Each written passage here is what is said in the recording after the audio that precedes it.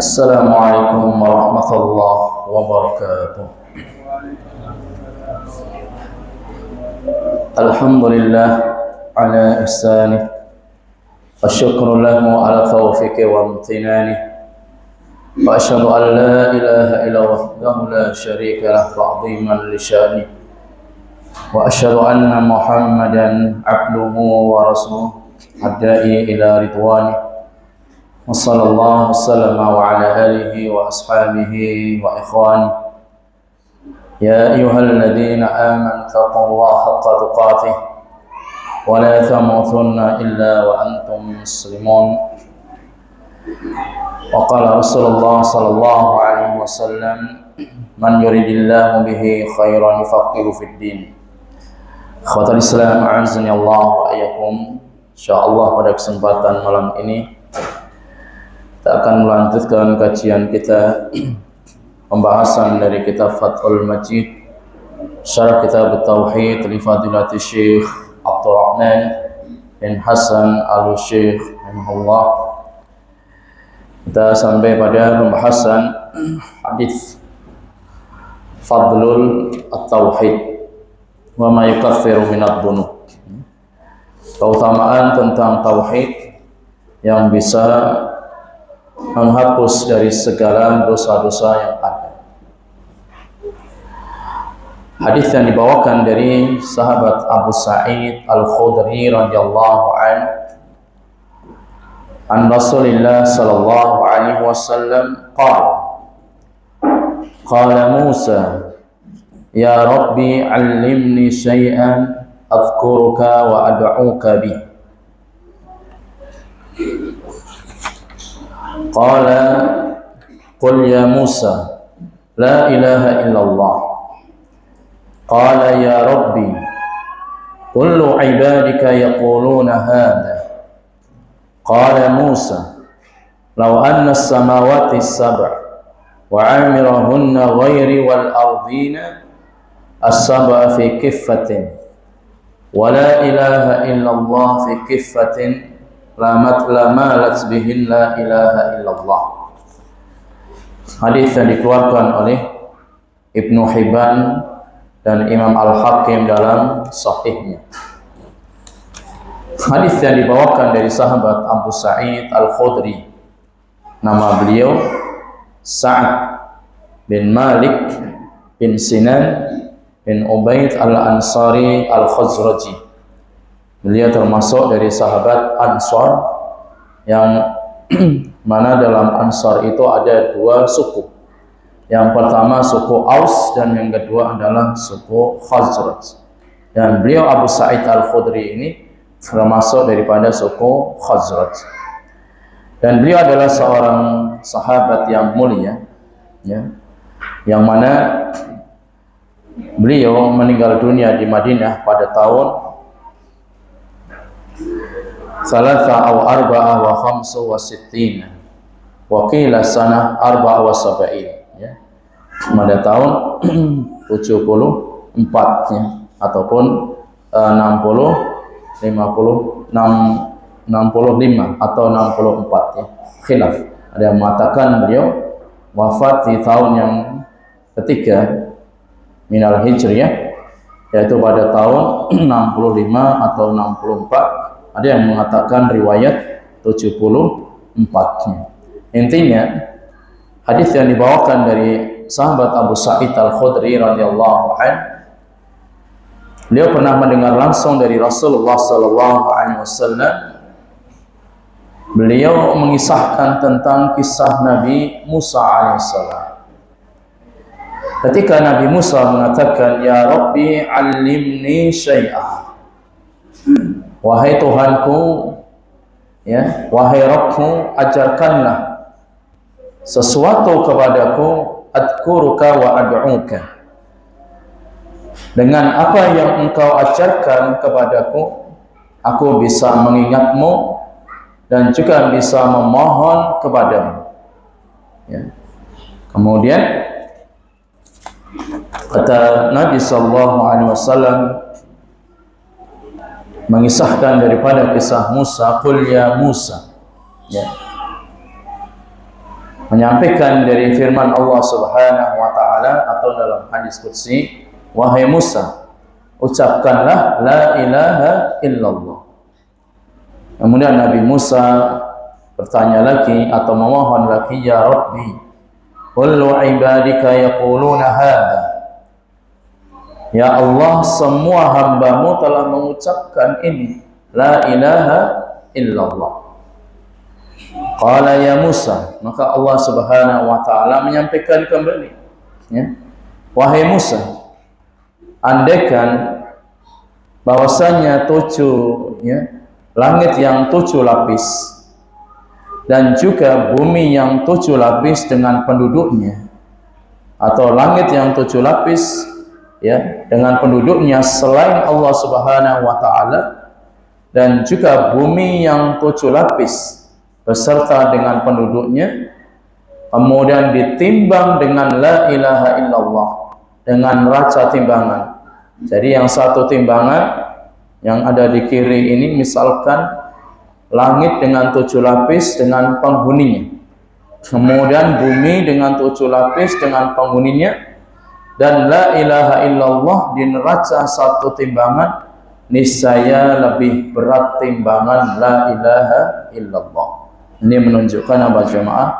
Bahwasanya kalimat la ilaha illallah, kalimat tauhid itu memiliki kedudukan yang sangat tinggi di sisi Allah Subhanahu wa taala. Ini maksud daripada keutamaan tauhid, ya. Kemudian Syekh di sini menjelaskan ketika menukil apa yang disampaikan Nabi Musa alaihissalam, adkurka, aku menyebutmu atau aku mengingatmu, ini asna alaika, aku bisa memujimu, aku bisa mengingatmu, wa ad'uka, dan aku memohon kepadamu, as'aluka bihi. Ya, maksudnya apa? Nabi Musa alaihissalam ini meminta kepada Allah agar diajarkan sesuatu. Dengan sesuatu tersebut supaya Nabi Musa yang pertama bisa mengingat Allah, yang kedua supaya Nabi Musa alaihissalam itu bisa memohon kepada Allah. Jadi ibaratnya kita ini, ya, sebagai murid minta kepada guru ini suatu amalan, yang dengan amalan itu mungkin bisa menguatkan hafalan kita, kemudian bisa mendalami lagi pemahaman kita. Itu maksudnya. Jadi Nabi Musa itu ingin sesuatu yang lebih top, yang lebih utama, supaya beliau ini bisa menjadi wirid amalan, bisa mengingat Allah, bisa memuji Allah, dan yang kedua bisa memohon langsung interaksi kepada Allah Subhanahu wa taala. Ya.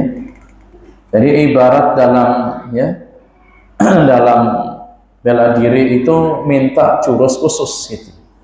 Jadi jurus khusus yang mana itu nanti memiliki keistimewaan yang ia kuasa.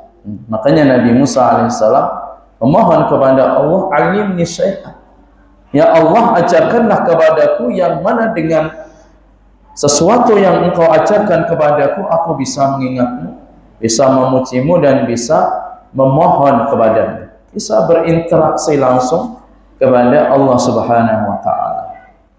Tapi Allah Subhanahu wa taala hanya mengatakan, qul ya Musa la ilaha illallah, engkau bisa mengingatku, engkau bisa memohonku dengan kalimat tauhid, la ilaha illallah.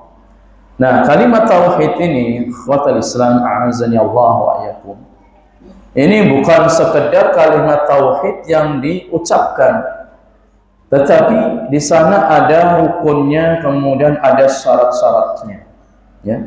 Yang mana para ulama mengatakan rukun daripada kalimat tauhid itu ada 2. Yang pertama adalah nafi, meniadakan segala sesembahan yang disembah selain Allah Subhanahu wa taala. Yang kedua adalah itsbat, menetapkan bahwasanya yang berhak disembah hanyalah Allah Subhanahu wa taala. Sehingga la ilaha, kalimat nafi, meniadakan segala sesembahan yang batil, sesembahan-sesembahan selain Allah Subhanahu wa taala adalah sembahan yang batil, illallah, menetapkan hanya Allah yang berhak disembah. Ini perkara agung yang diminta oleh Nabi Musa alaihissalam kepada Allah Subhanahu wa taala, ya. Belum lagi nanti pembahasan tentang masalah syarat-syaratnya, ya. Kemudian Nabi Musa alaihissalam, ya, mengatakan kembali, ya Rabbi, kullu ibadika yaquluna hadza.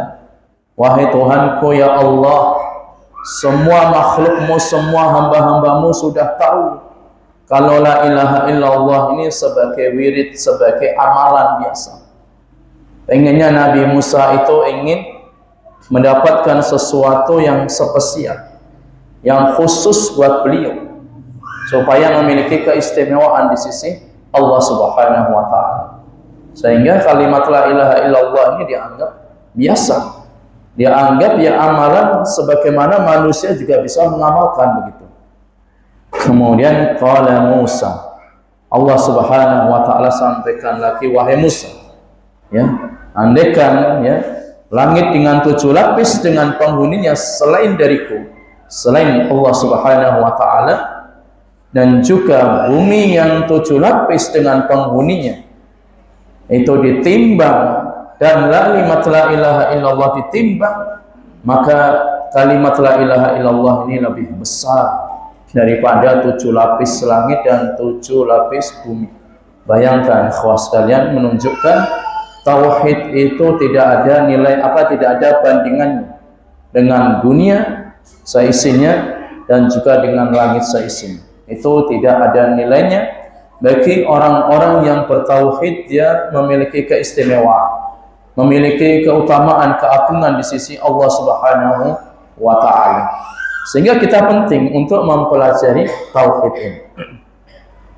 Kemudian Syekh di sini ingin menjelaskan, Syekh Abdurrahman bin Hasan Al-Syekh ingin menjelaskan, qul ya Musa la ilaha illallah, ya.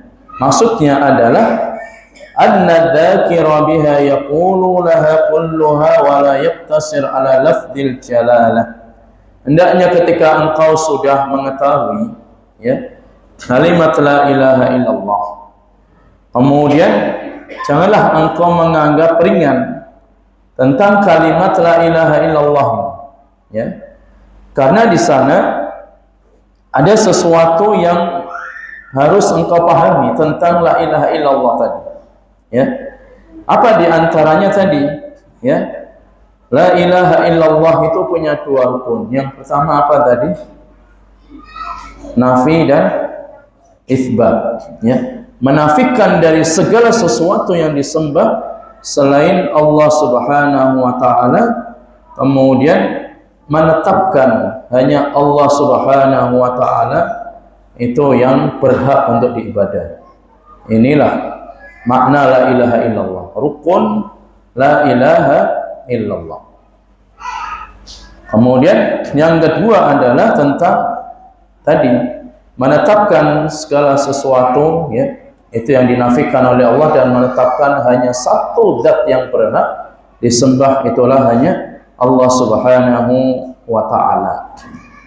Kemudian di antara kandungan makna la ilaha illallah itu ada syarat-syaratnya, ada rukunnya, ada syaratnya. Syarat ini pernah ditulis, ya, atau dikumpulkan oleh Syekh Hafidh bin Ahmad Al-Hakami. Beliau wafat pada tahun 1177 Hijriah dalam syairnya yang berjudul, ya, Sulamul Wusul ila Ilmil Usul, ya. Yang pertama syarat la ilaha illallah itu al-ilmu, ya. Yang pertama ilmu yang harus antum catat, ya. Syarat la ilaha illallah yang pertama apa? Ilmu. Syarat yang kedua adalah yakin, ya. Jadi ilmu yang kedua yakin. Dan syarat yang ketiga adalah wal qabul, menerima, ya. Kemudian syarat yang keempat wal inqiyad, ya. wal inqiyad artinya kepatuhan. Fadri ma, kemudian yang kelima as-sidqu, ya, harus membenarkan, jujur, ya. Kemudian yang keenam adalah ikhlas. Kemudian yang ketujuh adalah mahabbah, ya. Dalam syairnya beliau mengatakan al-ilmu wal yaqinu wal qabulu wal inqiyadu fadri ma aqul wasidquka wal ikhlasu wa mahabbah wafaqaqallahu lima ahabbah. Itu yang disampaikan oleh Syekh Hafidz bin Ahmad Al-Hakami, ya. Jadi yang pertama ilmu. Apakah para ulama ini mengatakan ilmu itu tanpa dasar? Dasarnya mana? Mereka bisa mengatakan syarat la ilaha illallah itu ada 7. Dasarnya mana? Dalilnya mana dari Alkitab dan As-Sunnah? Ada dasarnya, ada dalilnya. Yang pertama adalah firman Allah Subhanahu wa taala dalam surat Muhammad ayat yang ke-19, fa'lam annahu la ilaha illallah wastaghfir dzambik. Jadi ketahuilah, ini fi'il amr. Fi'il amr itu menunjukkan apa? Perintah. Fa'lam, ketahuilah annahu la ilaha illallah, tidak ada sesembahan yang berhak disembah selain Allah Subhanahu wa taala, ya. Dan juga sabda Nabi sallallahu alaihi wasallam, beliau menjelaskan keutamaan orang yang mengetahui makna la ilaha illallah kemudian ia mengamalkan dengan konsekuensinya, akhirnya dia meninggal dunia di atas kalimat tauhid. Kata Nabi sallallahu alaihi wasallam, man mata wa huwa ya'lamu annahu la ilaha illallah dakhala al-jannah. Barang siapa yang meninggal dunia dan ia mengetahui kalimat la ilaha illallah, jaminannya apa? Ia pasti masuk surga, ya. Meskipun dosanya itu sebesar apapun. Ia telah berzina, korupsi, minum khamr, membunuh, dosa-dosa besar. Tapi selama dia itu pernah belajar tauhid, mengamalkan konsekuensinya, kemudian meyakininya dengan rukun-rukun dan syarat-syaratnya, orang ini akan dijamin oleh Nabi sallallahu alaihi wasallam masuk ke dalam surga. Ini keutamaan tauhid, ya. Jadi tauhid ini sangat besar sekali keutamaan. Jadi yang benar-benar paham, bukan la ilaha illallah yang menjadi wiridan, ya. Jadi hanya wiridan, hanya zikir la ilaha illallah, la ilaha illallah, ya. Jadi seperti, ya, boneka ataupun wayangnya, la ilaha illallah, kanan kiri kepalanya, ya. Sampai 100 kali, sampai 1000 kali. Kalau dia nggak paham la ilaha illallah itu apa, ya percuma, ya. Maka ini nggak ada bedanya dengan apa? Dengan seekor burung beo. Burung beo bisa nggak diajarkan la ilaha illallah? Bisa. Tapi kan nggak paham, ya. Makanya burung beo ini nggak paham. Ada suatu kisah, ketika burung beo ini sudah diajarkan la ilaha illallah, la ilaha illallah, tapi ketika dia mati tidak bisa mengucapkan la ilaha illallah. Kenapa? Karena nggak paham kalimat la ilaha illallah. Dia hanya teriak-teriak aja, ya.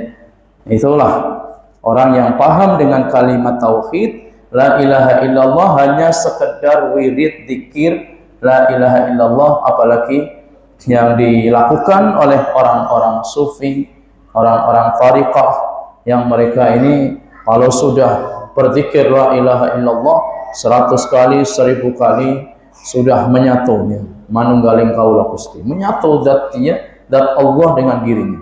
Ini keyakinan yang batinnya. Jadi sekali lagi kita harus paham makna la ilaha illallah, itu mengandung nafi, meniadakan dan menetapkan hanya Allah yang berhak disembah, hanya Allah yang berhak untuk dimintai doa. Tidak boleh berdoa kemudian bertawassul kepada orang-orang yang sudah meninggal dunia, ya. Ini yang pertama, ya. Syarat yang kedua, kita harus tahu kandungan la ilaha illallah. Kita harus yakin, dan kalimat yakin ini tidak ada keraguan sedikit pun.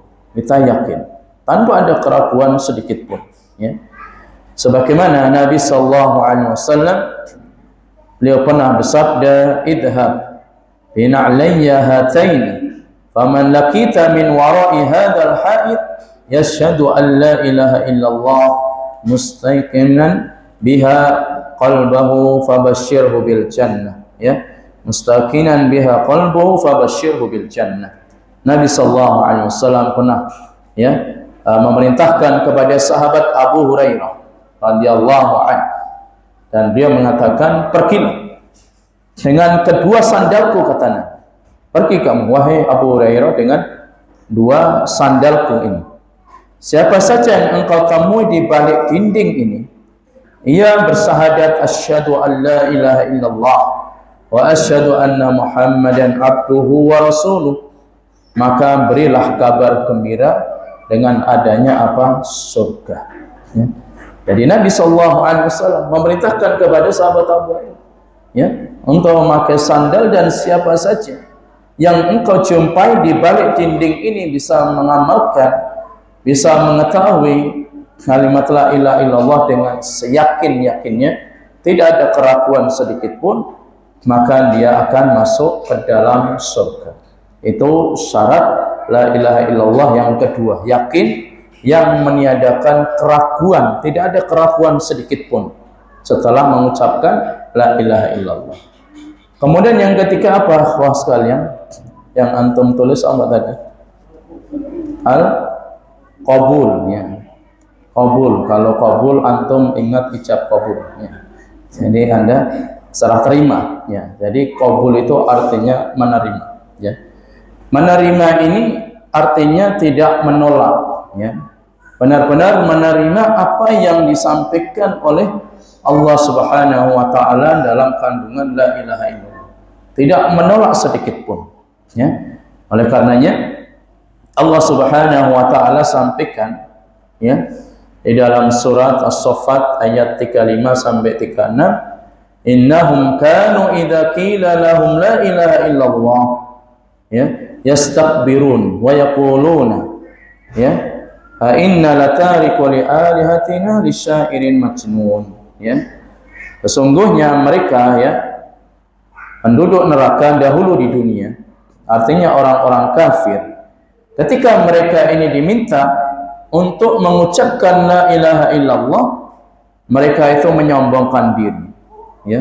Sorry, enggak mau mengucapkan la ilaha illallah, ya. Saya sudah punya Tuhan, ya. Kamu punya Tuhan, saya punya Tuhan, kata orang-orang kafir, ya, menyombongkan dengan Tuhan yang mereka miliki.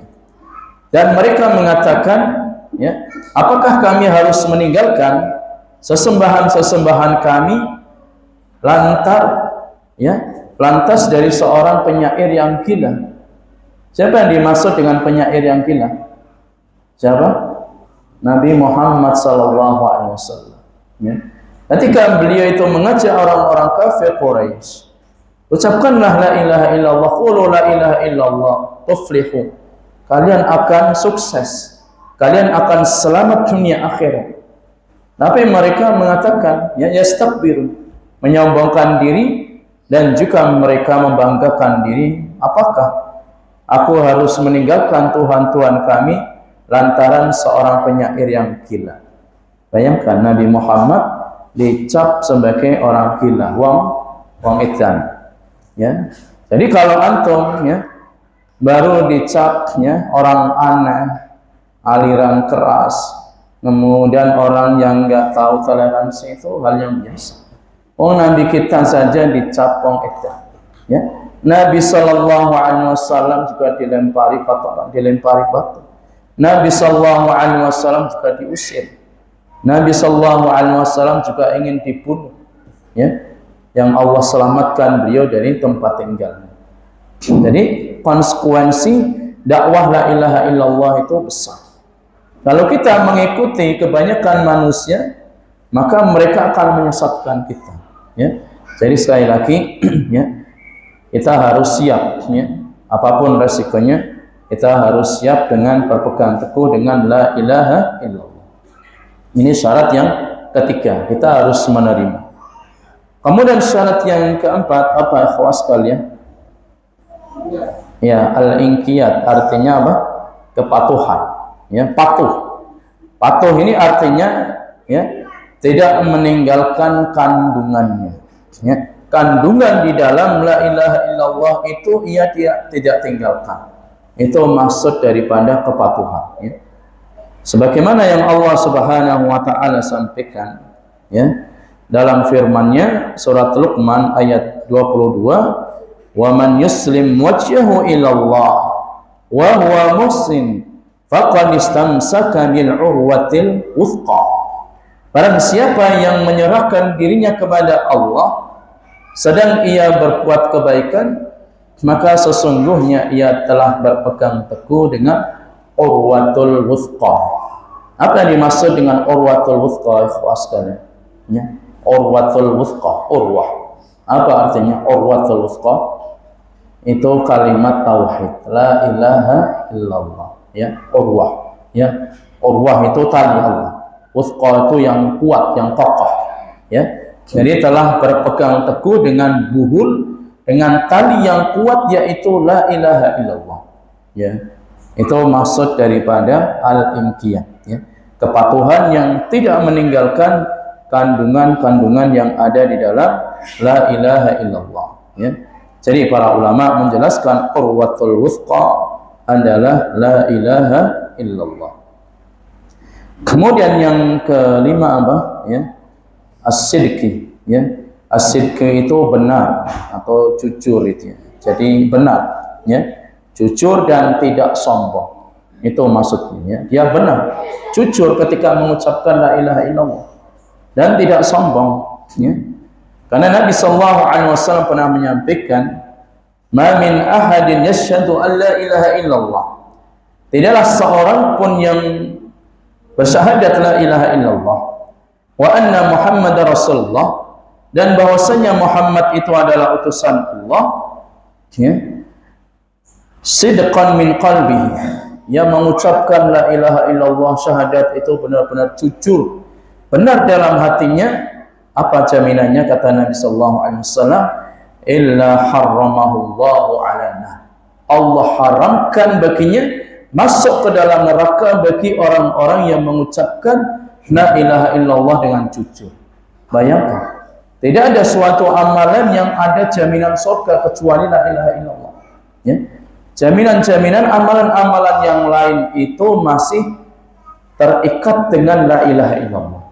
Kalau dia musyrik, meskipun wirid la ilaha illallah 1000 kali, atau dia bersilaturahim, atau dia ya melakukan kebaikan-kebaikan, amal soleh, tapi dia musyrik, maka menggugurkan segala amalan-amalan soleh yang ada.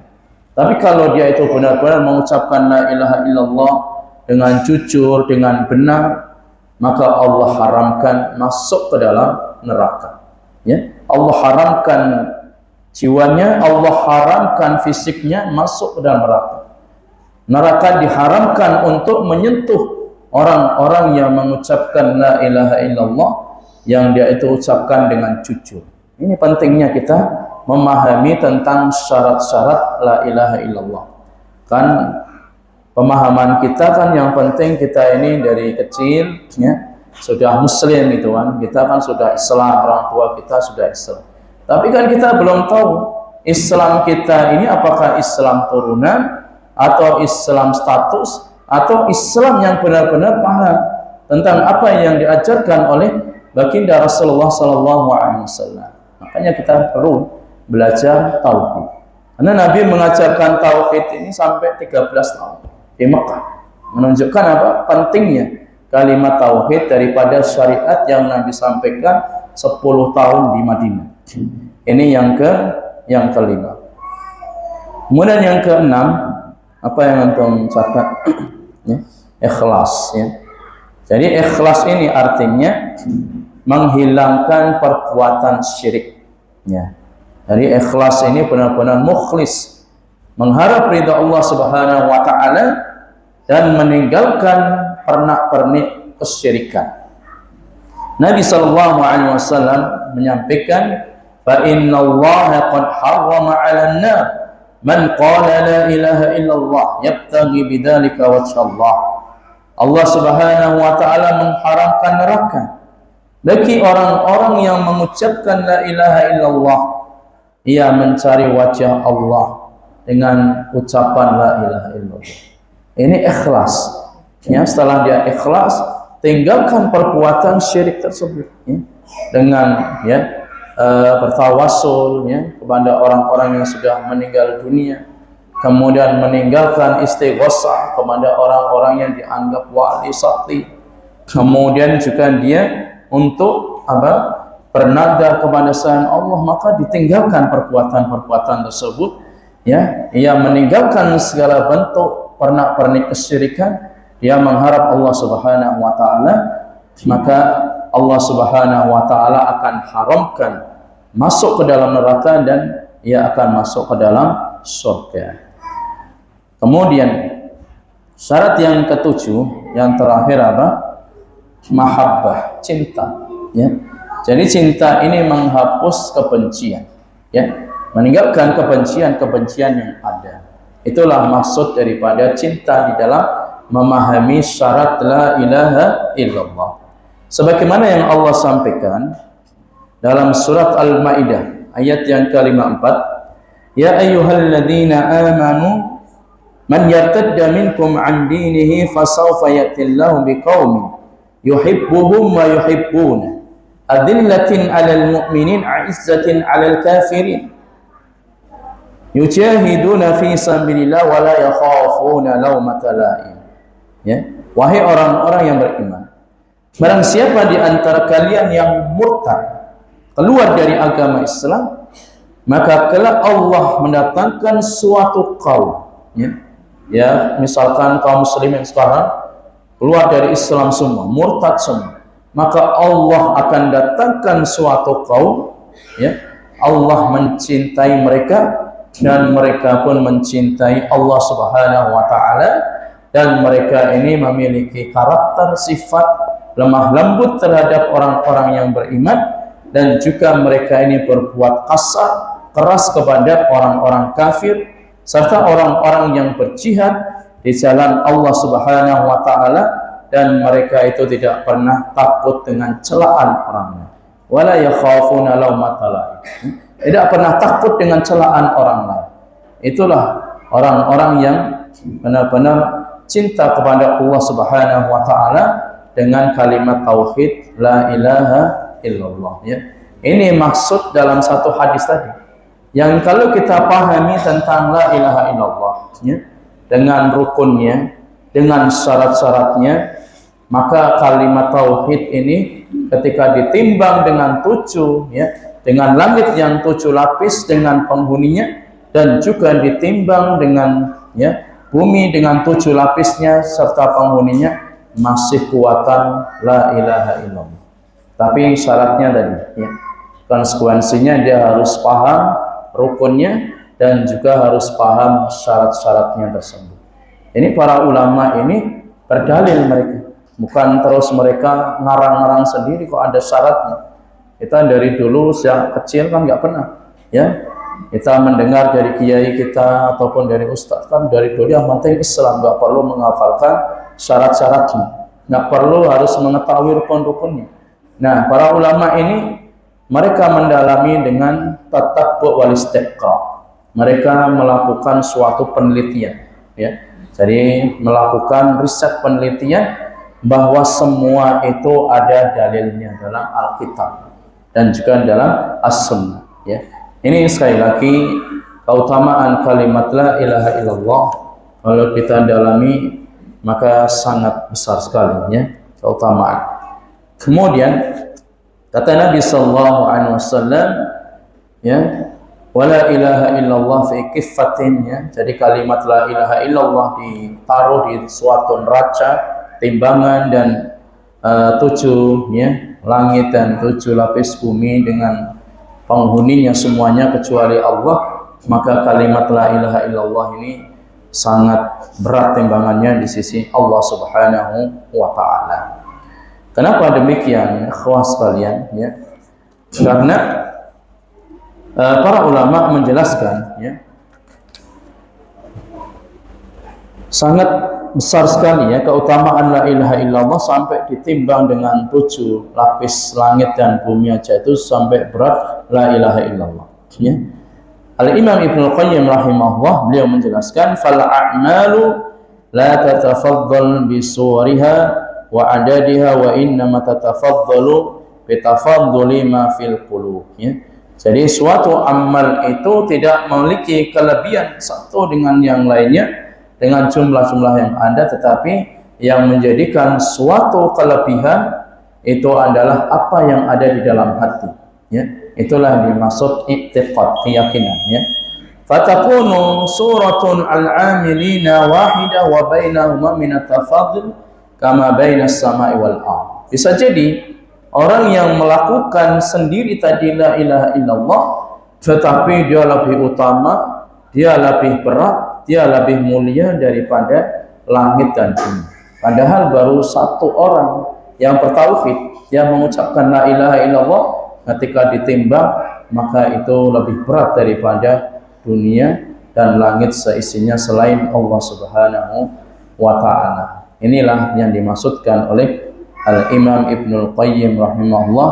Jadi lafal la ilaha illallah itu sangat berharga ya, sangat ya, mulia sekali dan sangat berat sekali di sisi Allah Subhanahu wa ta'ala. Baik, sudah masuk waktu salat. Adzan, Bu.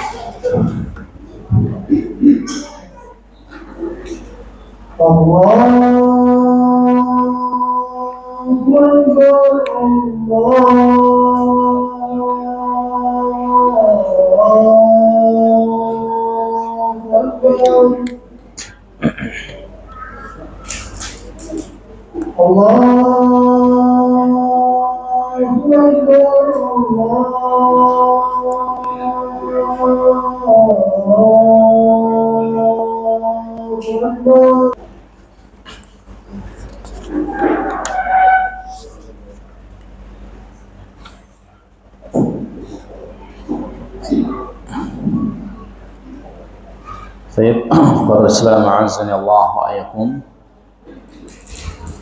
Kita akan melanjutkan kembali pembahasan tentang keutamaan la ilaha illallah, dan juga sebagaimana yang diriwayatkan oleh Imam Tirmidzi, dan hadis ini adalah hadis yang hasan dari sahabat Anas bin Malik radhiyallahu anhu. Sami'tu Rasulullah sallallahu alaihi wasallam yaqulu qala Allah ta'ala ya ibna Adam law ataitani bi qurabil ardi khafaya thumma laqitani la tusyriku bi syai'a la ataituka bi qurabiha maghfiratan. Ini namanya hadis qudsi ya. Nabi sallallahu alaihi wasallam menyampaikan apa yang disampaikan oleh Allah Subhanahu wa ta'ala kepada hamba-hambanya. Allah katakan, wahai hamba-hambaku, wahai seluruh manusia, andaikan kalian berjumpa denganku dengan membawa dosa, jadi dosanya itu sebesar bumi ya, dosanya sebesar bumi ya. Thumma laqitani, kemudian engkau ini tidak menyekutukan denganku dengan suatu apapun ya, la ataituka bi qurabiha maghfiratan, niscaya aku ya, kata Allah Subhanahu wa ta'ala, akan membawakan maghfirah, ampunan sebesar bumi juga. Syaratnya apa? Syaratnya dia berjumpa dengan Allah, tidak menyekutukan dengan suatu apapun. Ini Masya Allah ya. Artinya tauhid ini suatu amalan yang tidak ada tandingannya ya. Jadi orang yang memiliki dosa sebesar bumi atau sebesar buih di lautan dan dia tidak menyekutukan Allah Subhanahu wa ta'ala, maka Allah bawakan ampunan sebesar dosa yang dia lakukan. sehingga kita mengetahui bagaimana ya orang-orang yang sudah hijrah, yang dahulu dia itu melakukan segala bentuk dosa-dosa besar, tapi dia sudah hijrah, hijrahnya benar-benar karena Allah Subhanahu wa taala. Kemudian ia meninggal dunia setelah hijrah ini, maka dia benar-benar paham tentang kalimat tauhid, tidak menyekutukan Allah Subhanahu wa taala, maka Allah akan bawakan ampunan sebesar dosa yang dia lakukan di dunia. Ini keutamaan la ilaha illallah. Sehingga bisa kita ambil simpulan ya. Ada beberapa faedah yang bisa kita ambil pelajaran tentang bab ini, keutamaan tauhid la ilaha illallah. Yang pertama adalah si'atu fadlillah, tentang luasnya keutamaan Allah Subhanahu wa taala, luasnya rahmat Allah Subhanahu wa taala. Sehingga dalam hadis disebutkan bahwa rahmat Allah itu lebih luas daripada murkanya ya. Jadi rahmat Allah lebih luas daripada murkanya ya, kemurkaan Allah Subhanahu wa taala. Kemudian faedah yang kedua yang bisa kita ambil pelajaran dari bab ini la ilaha illallah ya, kathratus thawab tauhid indallah, bahwasanya la ilaha illallah, kalimat tauhid ini pahala yang paling besar di sisi Allah Subhanahu wa taala. Tidak ada pahala yang lebih besar selain daripada orang yang bertauhid ya. Kemudian faedah yang ketiga yang bisa kita ambil pelajaran adalah takfiruhu ma'adzalika lidzunub ya. Allah Subhanahu wa taala akan menghapus segala dosa-dosa yang ada. Seberapapun ya, seberapa besar pun dosa yang dia lakukan, selama dia itu tidak menyekutukan Allah Subhanahu wa taala, Allah akan bawakan ampunan sebesar dosa yang dia lakukan. Tapi bukan berarti setelah orang belajar tauhid, kalau begitu saya tak zina, saya tak riba, enggak seperti itu. Karena kan berpikiran Allah akan mengampuni dosa sebesar dosa. Tapi pertanyaannya, mampu enggak ya? Siap enggak kita masuk ke dalam neraka satu hari itu yang kata Allah sama dengan 1000 tahun di dunia ya? Enggak ada yang mampu. Makanya enggak boleh juga setelah kita mengetahui tentang keutamaan tauhid, bukan berarti kita terus malah meremehkan dosa-dosa besar yang lain. Bukan itu. Harusnya kita ini malah menjauhi dosa-dosa besar dalam rangka apa? Menyempurnakan tauhid kita. Itu pemahaman yang benar ya. Bukan terus malah dia memudahkan, bermudah-mudahan dengan dosa-dosa yang lain karena nanti akan diampuni oleh Allah Subhanahu wa taala ya. Kemudian faedah yang keempat ya, tentang tafsir ayat yang ke-82 yang ada dalam surat Al-An'am ya. Bahwasanya ya, ini juga tentang keutamaan la ilaha illallah. Selanjutnya faedah yang kelima yang bisa kita ambil pelajaran, ta'ammul khamsul al-lawati min hadithi Ubadah ya. Dan kita harus mengambil pelajaran dari hadis Ubadah bin Samit ya radhiyallahu anhu ya, tentang juga kalimat la ilaha illallah. Selanjutnya faedah yang ketujuh yang bisa kita ambil pelajaran adalah at-tanbih lisyarti fi hadithi Utsbah ya. Ada suatu peringatan terkait tentang syarat ya, syarat-syaratnya ya, tentang la ilaha illallah ini sebagaimana dalam hadis Utsbah ya. Kemudian yang ke-8 ya, faedah yang bisa kita ambil pelajaran adalah kaunul anbiya yahtajuna litanbih ala fadli la ilaha illallah. Bahwasanya para nabi mereka membutuhkan untuk memberikan peringatan kepada umatnya terkait tentang keutamaan la ilaha illallah. Mengingatkan kepada umatnya tentang la ilaha illallah itu sesuatu yang berharga, sesuatu yang sangat mulia di sisi Allah Subhanahu wa taala. Tujuannya apa?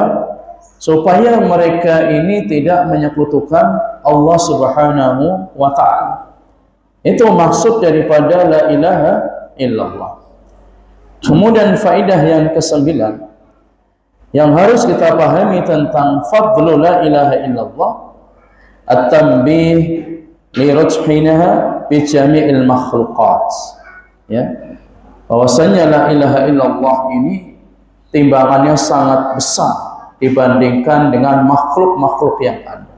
Antum perhatikan ya, di bumi ya, dengan 7 lapis, dengan penghuninya, dengan barang-barang apa yang ada di perut bumi. Kemudian langitnya ditimbang dengan seluruh makhluknya, ada arsy-nya, kemudian ada kursinya, selain Allah ya, selain Allah, maka ditimbang maka lebih berat kalimat la ilaha illallah.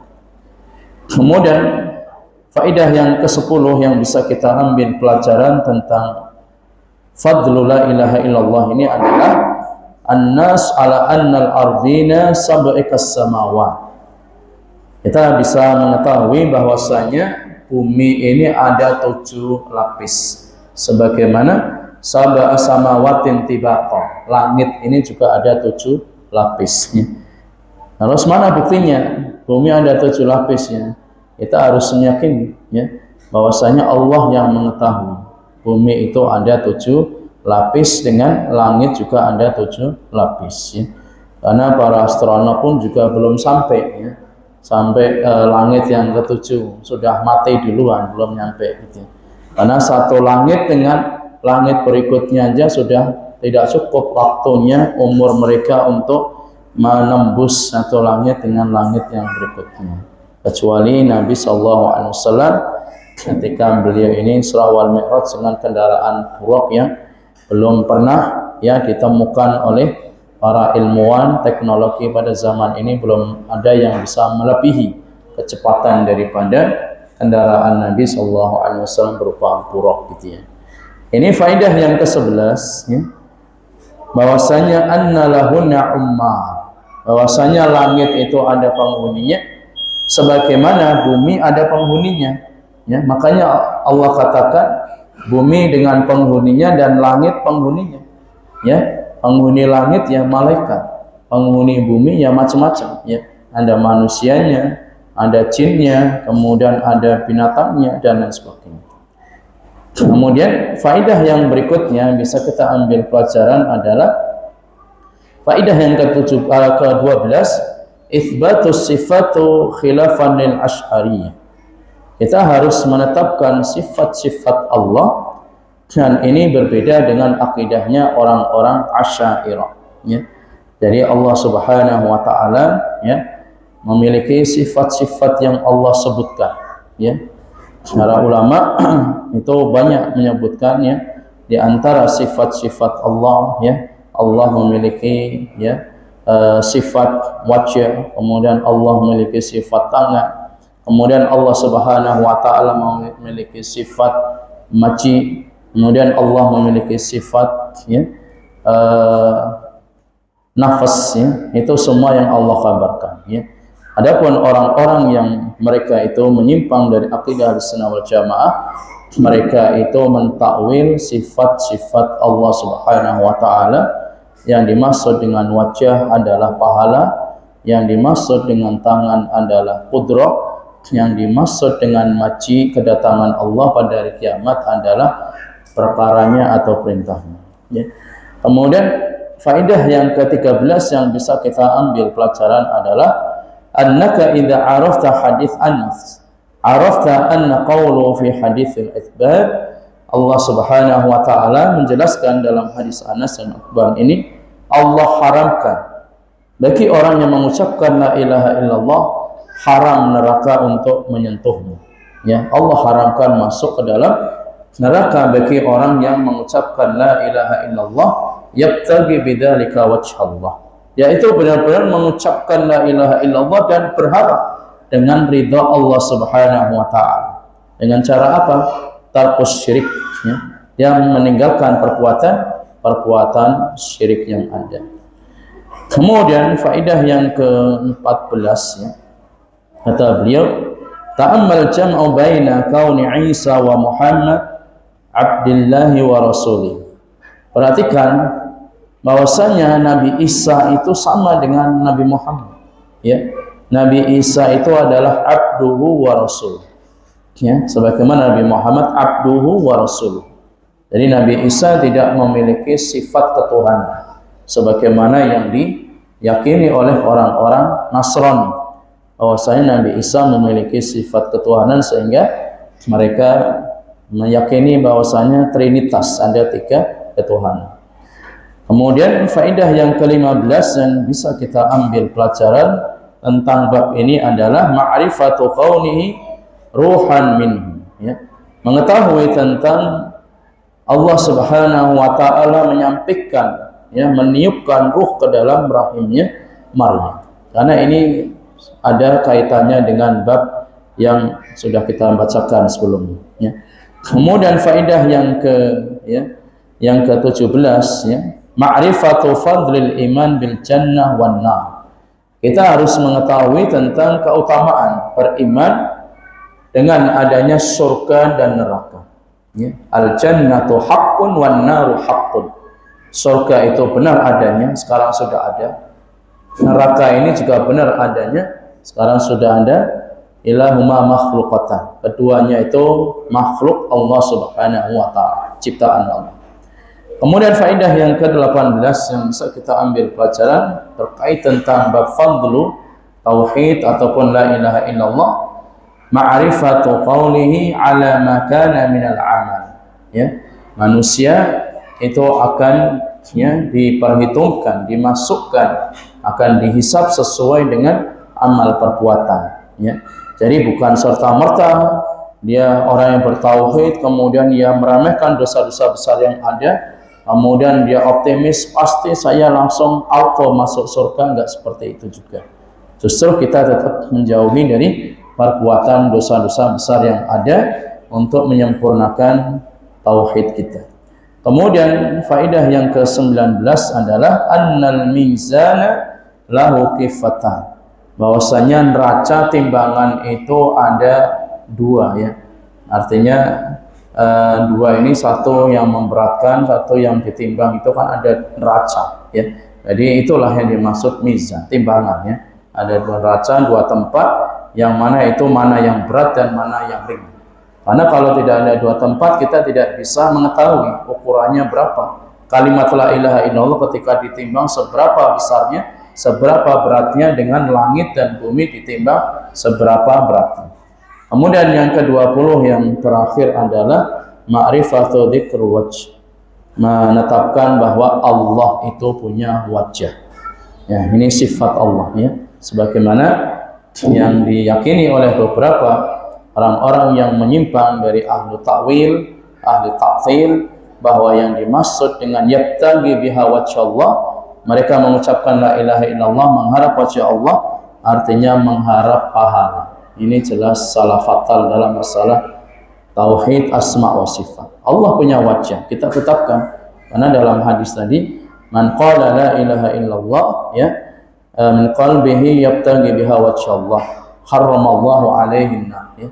Orang yang benar-benar mengucapkan la ilaha illallah mengharap wajah Allah, ya, bukan mengharap pahala Allah, tapi benar-benar berharap kepada Allah Subhanahu wa ta'ala, maka neraka akan diharamkan baginya. Seperti itu. Mungkin ada pertanyaan dari sama Asma. Silakan.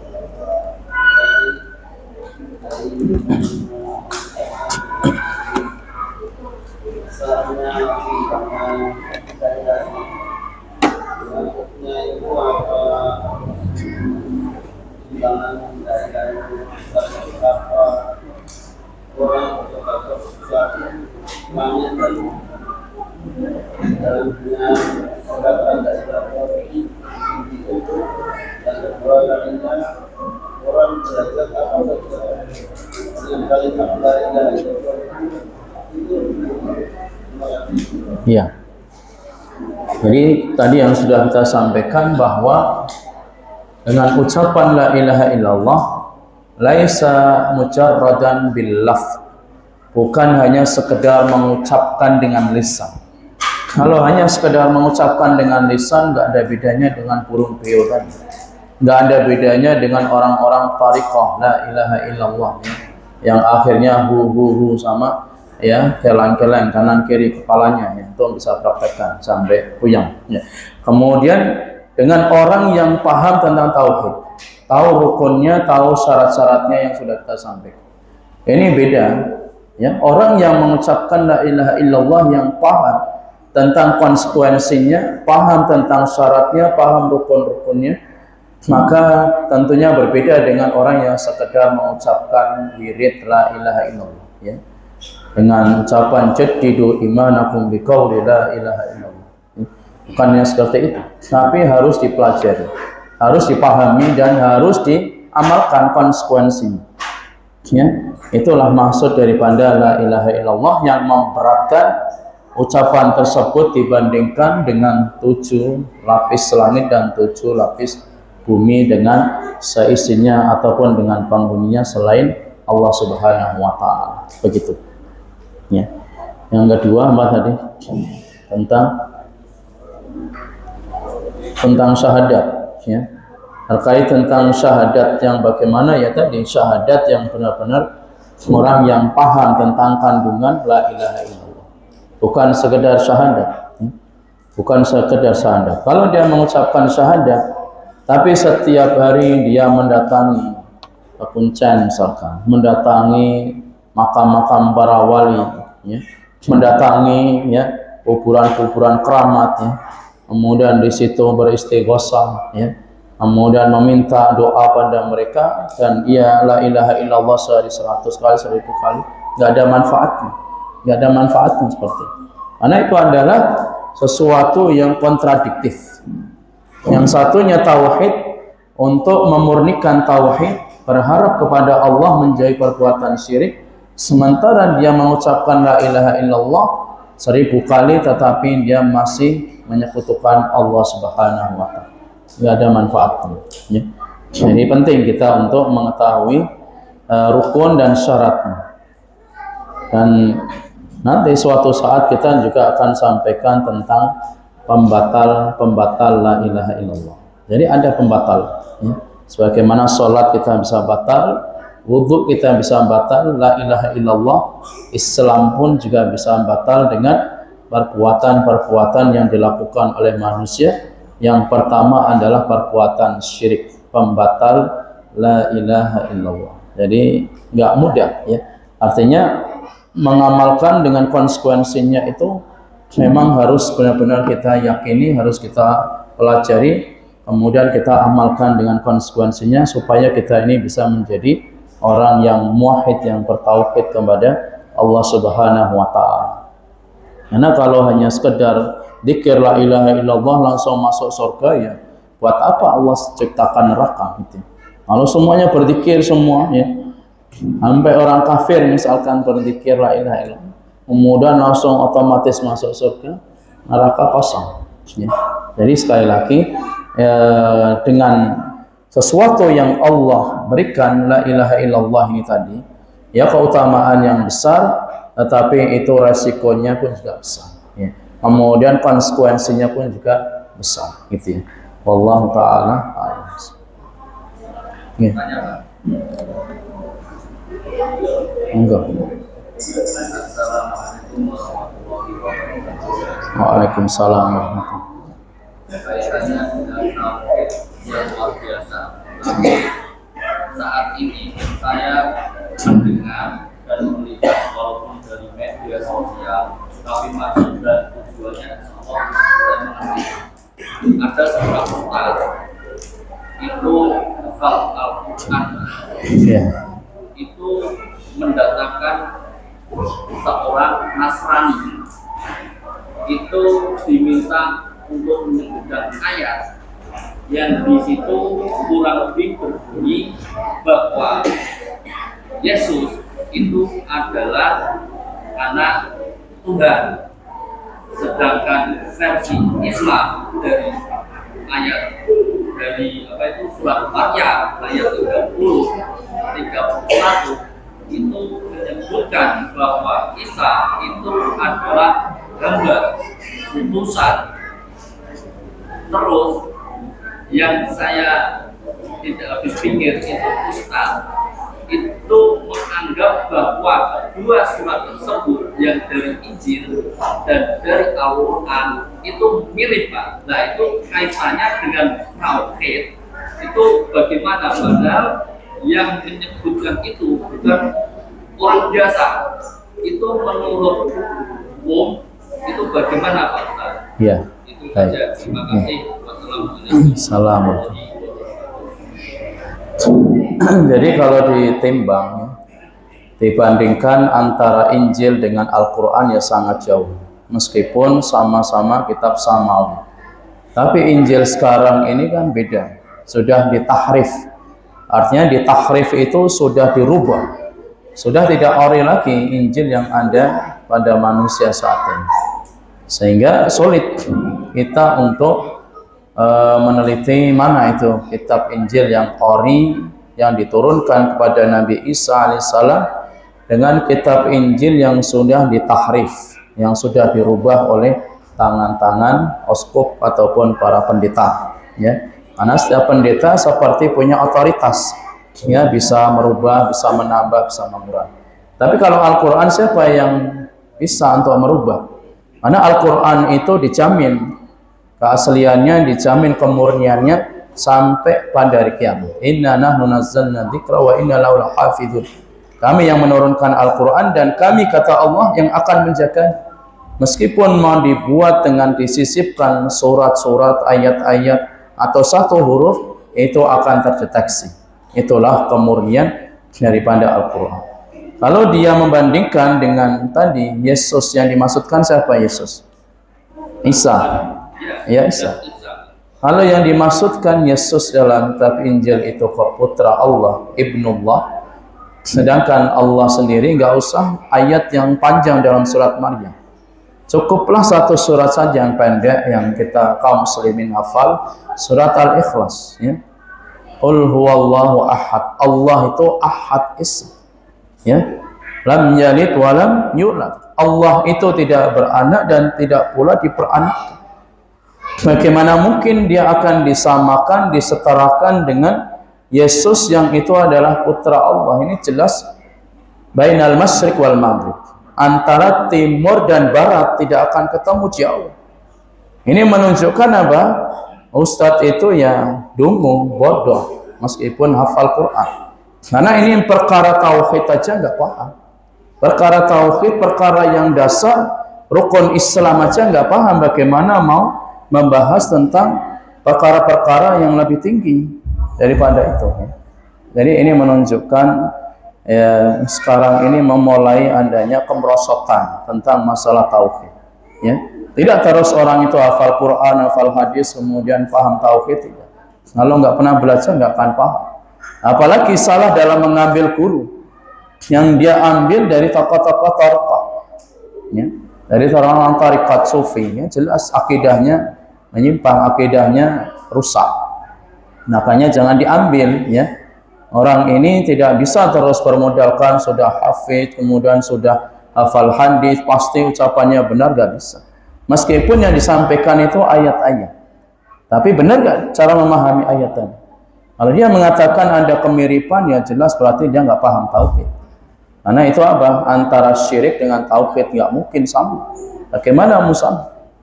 Allah sendiri yang mengatakan lam yalid wa lam yulad, sementara dia mengatakan Isa binullah, yang dikatakan oleh orang-orang Nasrani Isa binullah. Sebagaimana orang Yahudi mengatakan Uzair binullah, Uzair itu putra Allah, sama-sama batil akidah, ya.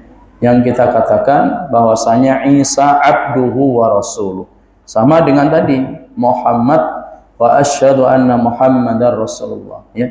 Abduhu wa rasuluh, sama. Semua rasul itu hamba dan utusan Allah Subhanahu wa taala. Inilah yang dimaksud dengan syubhat, ya. Jadi syubhat itu seperti itu, ya. Yang disampaikan benar ayat-ayat hadis, ya. Kemudian ketika ditelisik, ya, ternyata enggak ada yang benar sama sekali. Itulah syubhat, ya. Makanya hati-hati, ya. Kata Imam Syafi'i rahimahullah, Belajar ilmu agama itu seperti kita ini mengumpulkan kayu bakar. Kemudian kita kumpulkan kayu ini satu persatu tanpa kita perhatikan apa yang ada di balik kayu. Di tengah hutan, antum cari kayu bakar. Semua dikumpulkan. Ternyata di balik kayu bakar itu ada kalajengking, ada ular yang berpisah. Begitulah perumpamaan orang yang sekedar comot konten-konten di media sosial tanpa memperhatikan akidahnya bagaimana, manhajnya bagaimana, yang akan ia dapatkan adalah syubhat daripada ilmu yang hak, ilmu yang benar, seperti itu ya. Jadi tinggalkan juga orang yang beranggapan diambil baiknya tinggalkan buruknya ya. Diambil baiknya tinggalkan buruknya, bagaimana mau meninggalkan buruknya kalau kita nggak paham itu benar atau salah, ini syubhat atau ini yang benar-benar al-haq itu. Wallahu taala alam shawab. Jadi itu perkara syirik dan tauhid sangat jauh. Bainal masyriqi wal maghrib, antara arah timur dan barat sangat jauh sekali. Jadi jangan terpesona dengan ucapan-ucapan orang-orang yang pembawa syubhat tadi. Makanya benar kata Imam Al-Auza'i rahimahullah, beliau mengatakan wa in zakhrafuhu lahu bil qaul wa iyyaka wa ara ar-rijal. Hati-hatilah kata Imam Al-Auza'i dengan pendapat manusia-manusia di akhir zaman ini yang bermodalkan dengan ayat-ayat dan hadis, kemudian bisa membuat ya retorika yang bagus, mengemas bahasa yang bagus, ternyata isinya syubhat. Ya, hati-hati kita dengan syubhat-syubhat yang ada di konten-konten sosial media. Ya. Alhamdulillah.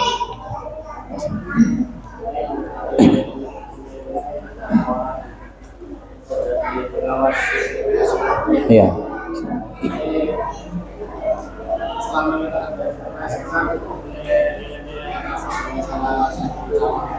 Ya. Ya. Gimana masih?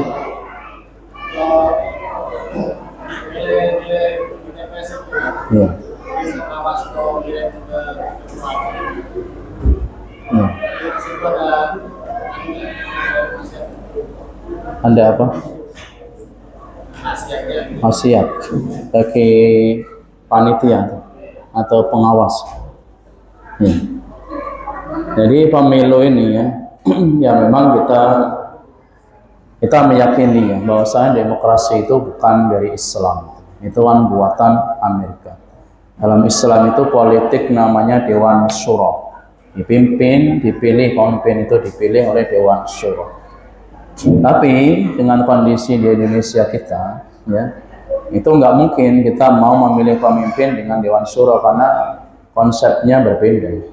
Konsep dengan demokrasi dengan syariat Islam yang ada.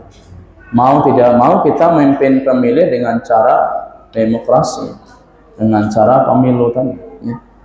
Nah, udah, yang penting kita sudah memberikan haknya. Terus bagaimana dengan pengawas, menjaga TPS? Ya kalau dia itu ditunjuk, ya dia harus benar-benar aman. Ya, amanah dia menjaga supaya tidak ada kecurangan-kecurangan yang ada.